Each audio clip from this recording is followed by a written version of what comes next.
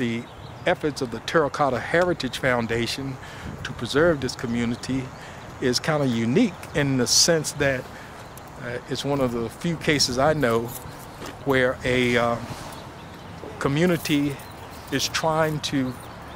keep its own history, because generally history is written by people who are in power, and you get a situation where we have very little power, so we are telling our own story from our perspective, and that means we're telling the story of the laborer, the restaurant worker, the common guy, because most of the time when you go to a museum, especially a museum that's in large urban areas,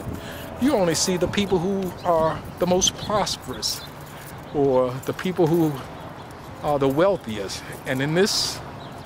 museum that we have put together, we are telling the story about everyone. That is, the person who is the teacher and the professor and the guy who was the drunk on the corner and the baseball player, the student who dropped out of school.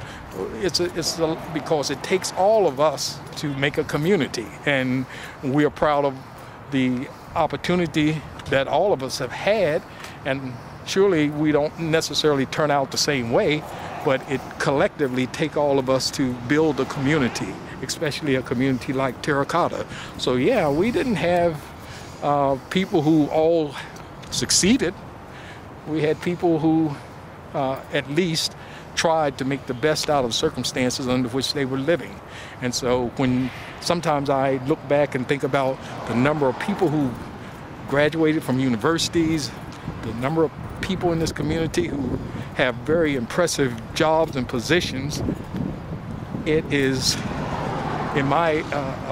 opinion, very disproportionate, because there are a lot of them who succeeded and done extremely well and came from extremely poor settings. So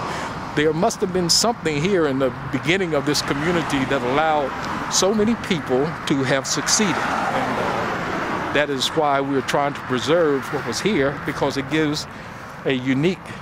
explanation of people can come from poor surroundings but yet do quite well.